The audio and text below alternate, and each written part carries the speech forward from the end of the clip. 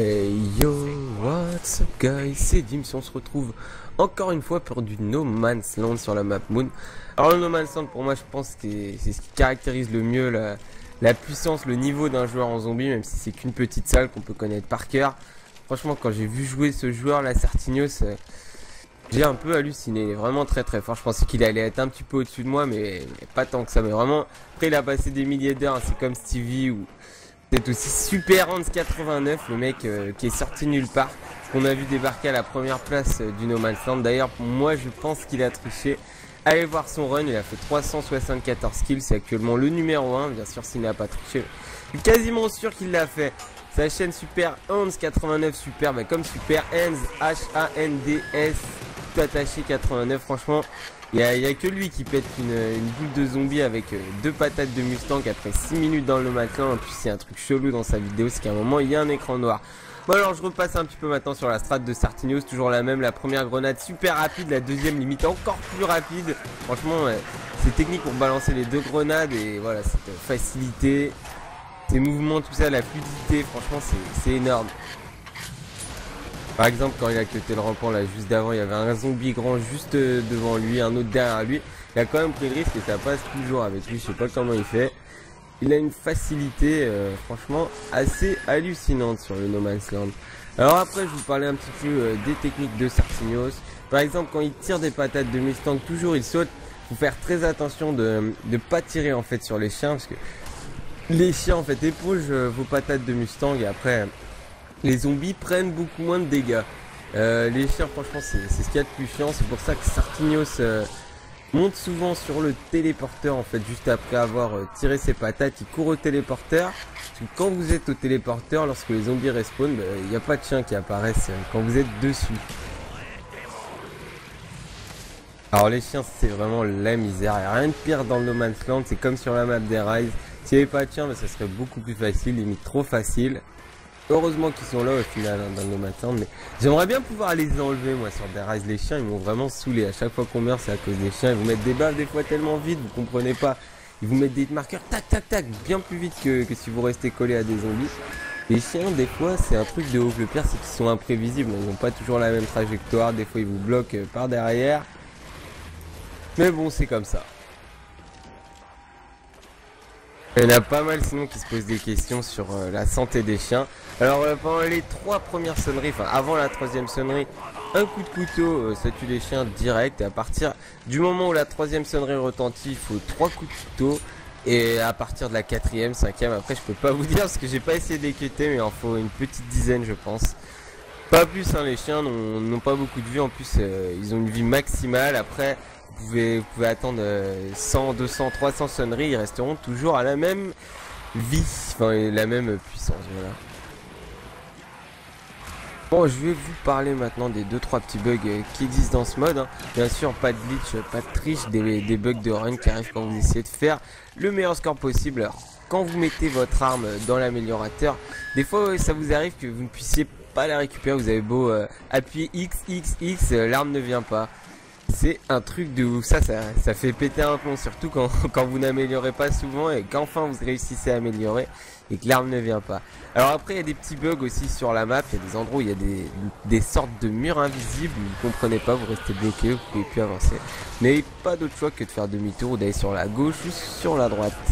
Alors après bien sûr il y a des patates de Mustang qui disparaissent, des grenades qui disparaissent, des trucs invraisemblables. Vous pouvez être très bien parti, être à 2 doigts du record du monde et tirer 4 patates, il y en a aucune qui fonctionne.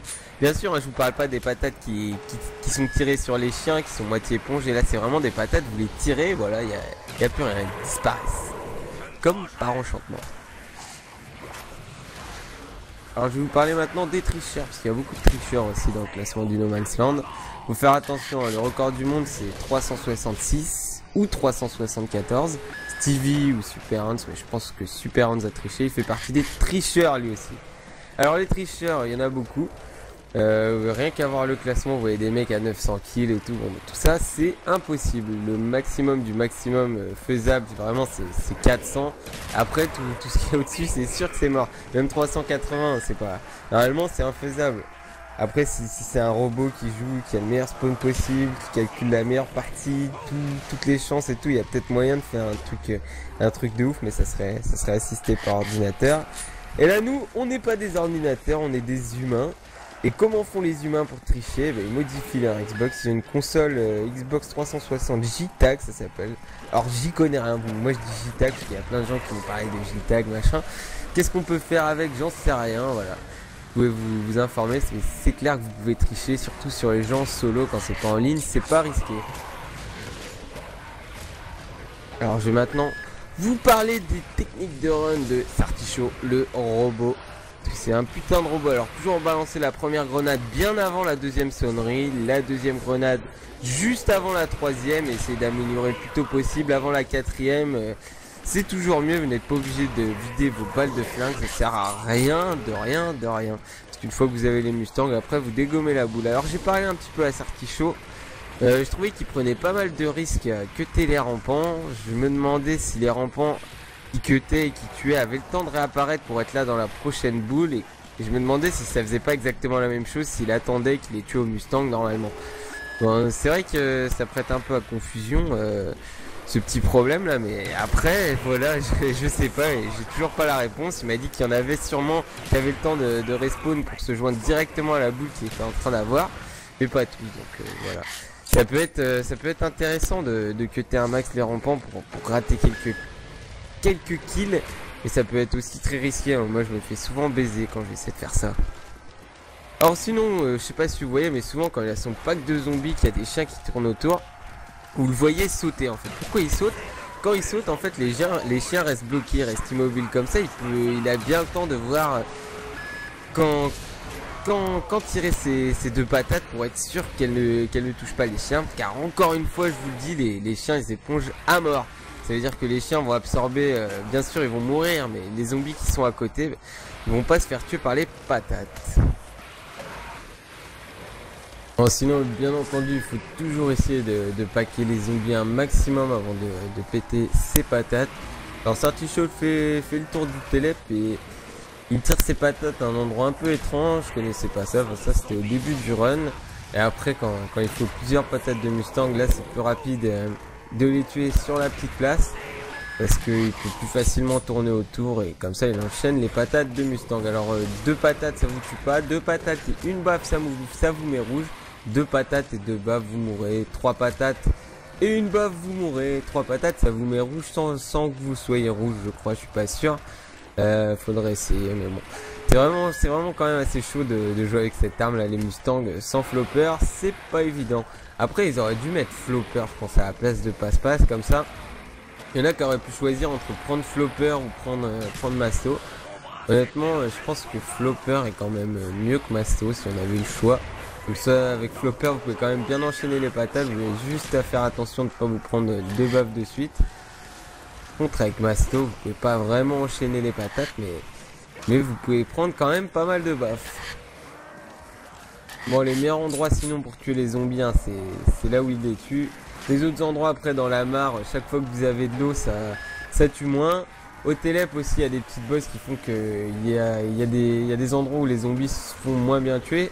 Si vous êtes un joueur débutant, vous avez juste envie de faire un petit score sur le No Man's Land, je vous conseille de faire sur le téléporteur. C'est quand même beaucoup plus facile, surtout pour avoir l'argent pour améliorer. Si vous allez lancer votre deuxième grenade au télép et qu'après vous cuttez les zombies, vous êtes bien plus tranquille qu'à la méthode Sartichaut.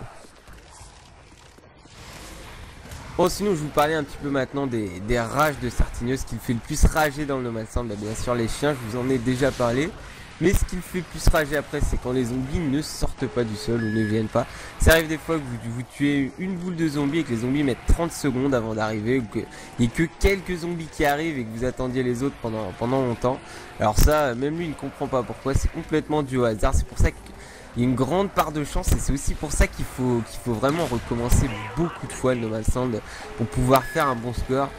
D'ailleurs ce mec là, Super Hans, je connais pas le mec dont je vous ai parlé là, le tricheur au début qui a fait 374 kills, soi-disant le record du monde.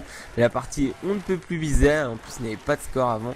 C'est ça que je comprends pas comment un joueur qui arrive de nulle part puisse faire le record du monde, alors qu'il y a des joueurs qui jouent encore tous les jours à ça pendant des heures. Alors ça franchement je trouve ça un peu hallucinant, et le mec il croit qu'il est discret.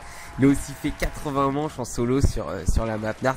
Bon, je vais en revenir au fait, à vous parler de hasard. Il n'y a pas que le spawn du début, hein, parce que le spawn du début c'est clair, il peut vous permettre d'améliorer rapidement s'il est très bon, mais après des fois, même si vous améliorez super vite, vous pouvez perdre un temps impossible, quoi, un truc de ouf.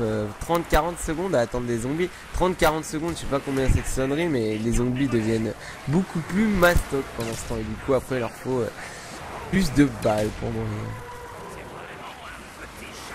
Allez, Sartignos, viens maintenant de lâcher ces dernières patates de Mustang. Sinon, je sais pas si vous savez, mais chaque fois qu'il y a une sonnerie qui retentit, c'est comme s'il y avait une manche qui passait pour la puissance des zombies, leur vie, en fait, leur stamina, très exactement. Alors par contre, après, lorsqu'un zombie est rampant ou entamé, un bras au moins et tout, quand il y a une sonnerie qui passe, ça ne leur fait rien. Ils vont pas regagner en vie alors qu'ils sont déjà à moitié cramés, ça serait vraiment stupide. Allez, je vais vous laisser maintenant voir Sartignos essayer de cutter les rampants. Il va quand même réussir à en cutter un ou deux. C'est pas la phase la plus intéressante du No Man's Land, c'est clair. C'est même le plus chiant quand vous avez fini votre run et que vous devez cutter un ou deux rampants pour essayer de gratter. Donc je vous rappelle, Sartignos deuxième mondial avec deuxième ou troisième si l'autre c'est pas un mytho, avec 360 kills. Le premier Stevie 366 sur ce run, 345 kills pour Sartichaud en week-end chez moi. Ça le classe au top 10 je pense sur Xbox. Allez, on se retrouve très bientôt pour une prochaine vidéo. Ciao ciao, bye bye.